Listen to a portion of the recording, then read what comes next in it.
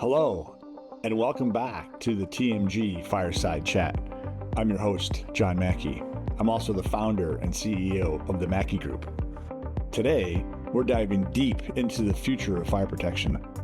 I'm joined by a longtime friend, industry leader and innovator, and fellow podcast host, Drew Slocum, Chief Strategy Officer and co-founder of InspectPoint. In this series, Drew and I tackle the real issues shaping our industry: mergers and acquisitions, technology, the innovation gap among manufacturers, workforce challenges, and how AI is already changing the way we work.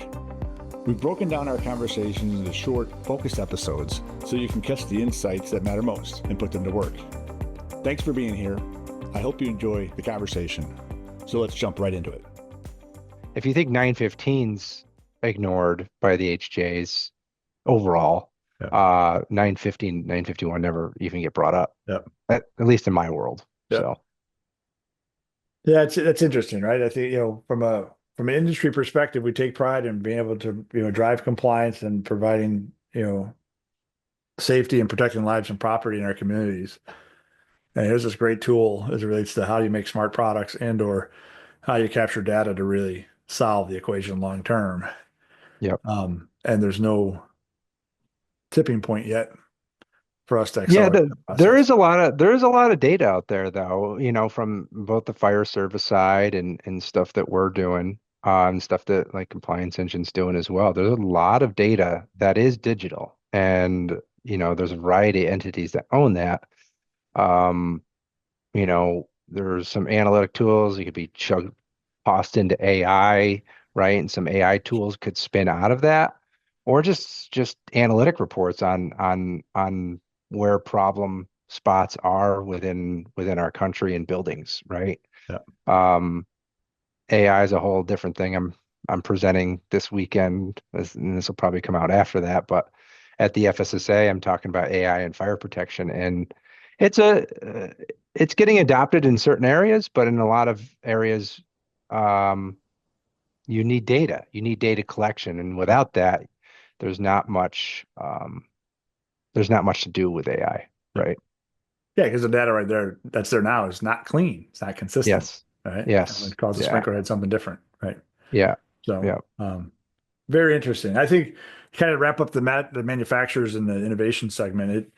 Um, I agree with you. I think that we have not seen innovative products in a long time, Yeah. and the industry needs it. We need to find better, tools, if you will, to manage different fires. When we talk about lithium ion, you talk about battery storage. Um, we have new hazards coming in to our communities every day. Yeah. Electric vehicle, cars. What do you do with those? Yeah. Right. And Well, so, challenge the manufacturers to find that solution. well, the thing is, the manufacturers should look at what the biggest ramp up of this current cycle of fire protection is, and it's Yeah. that recurring revenue Yeah. piece, right? And if they're able to focus on that, which is the ramp up, yes, we have hazards like the lithium ion and Yeah. boat storage and warehouse, like that's, yeah, those are challenges in the fire, but like the industry is being progressed by that reoccurring revenue, True. AHJs, closing out deficiencies, getting buildings safer, right? If the OEMs gravitate toward that, there's probably new products right there, Yep. right? Low-hanging fruit. I agree. Yeah, Yep. yeah, Very cool. All right. On to the next thing.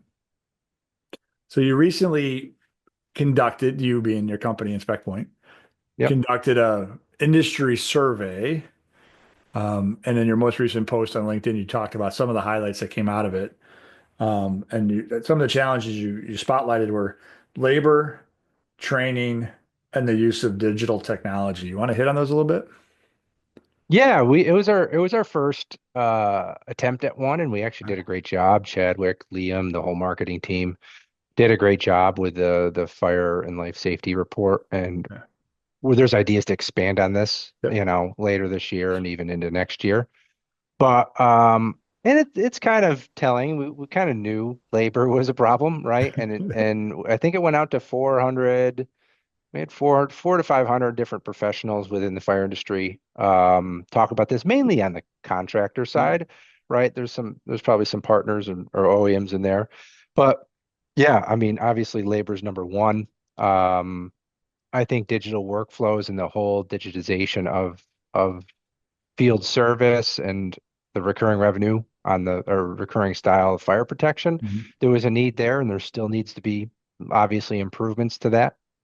Um, and where were we had labor, we had that. What else was there? Training. Training. Yes. Yeah, training. Obviously, when I remember getting trained back in the day, and it's like you had to sit in class, Yep. right? And get your NISAT, and you had to go through those training classes. Now everything's digital, right? You can see stuff after hours and during your lunch breaks or whatever. So there's a need for that. There's a few, some of the associations do it pretty well, but there's some other companies out there that are starting to do it and provide that value and be more of a digital tool. Mhm. Um, but nothing beats hands-on, Right. right? So those companies that you work for, if you're in the field, should be sending you to those hands-on trainings at least once every other year. And there's not a lot of those, right? General Air's done a great job with theirs. Tyco's still got theirs, but it's kind of locked down. Um, Fire Tech Productions does another one in Indiana and elsewhere in the country, but AFSA is trying to do one. They just kicked theirs off, but it's in one location. You kind of, you need it in different quadrants of the Yeah. U.S. To be effective and get everybody there. Yeah, I mean, go back to again, we keep on talking about our days back at Tyco, but I was fortunate enough to not only go through Ansel Fire School 3 times just to with customers and as a new employee, you got to go through it, as well when I first started. Yeah. And um, just to be able to, use the products and see how well they perform in, Oh man. in controlled situations. Yeah. And then just watching, Sprinkler performance at the Cranston training facility when they first opened that, you know, state of the art, right? With Oh, regard to it's that pump room incredible. and everything you do. And I think that to your point, that's priceless. Yeah. You can't replace that from the field. You're not going to see those type of fires, you will in real life, but that's when you have to put the equipment to work. Um, so I agree with you with regard to that type of exposure. I think this generation of kids coming into the industry, and even so, let's see people that are 10 years in, they don't have that same opportunity, right? Because like you said, Tyco's Yep. programs are locked down now. It's hard to regionalize these things. And so now you have the evolution or the development of these third parties, right, coming on. You made a reference to Fire Tech. Yep. Um, Brooks Equipment has a program through FED Learning Center, doing the Mhm. same thing. Some more regional stuff. One of the things that really kicked off, it's more from a trade school perspective, but it's through a large provider, a contractor, and it's VSC Fire. Jeff Mhm. Lewis, who's the head of training and compliance for VSC, partnered with the trade school in Richmond, Virginia area to actually put in a pump room Mhm. where they flow water, popping sprinkler heads, Wow. showing how it works. This is the first, maybe second year, but now they have internship programs, kids coming through there, high school kids, post high school, learning draftsman roles, Yep. learning design, learning some maintenance. Um, but again, how do you scale that across each state? In this case, it's VSC who's taking the lead to do it.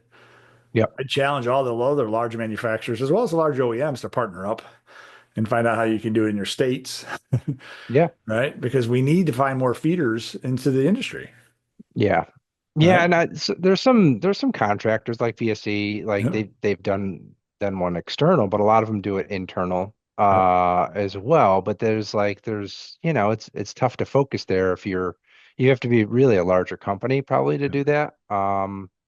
And or Lee or Protective, they have a great training program down there that they Yep. put all their team through, but that's a larger company, right? So um, how do you do that? And then, out of the associations, it's only what, 30%? 30% of the market is involved in the association. Yeah. So how do you cover the other 60 to 70% of that? So that's a wrap for this episode of the TMG Fireside Chat. I hope you're walking away with new ideas, new perspectives, and a little more fire to help drive the future of our industry forward. Be sure to check out the rest of the series with Drew Slocum. And if you like what you heard, make sure to follow, subscribe, like, share the TMG Fireside Chat with others who are also as passionate about fire protection and life safety as we are. Until next time, keep pushing, keep leading, and keep building this great industry. See you soon.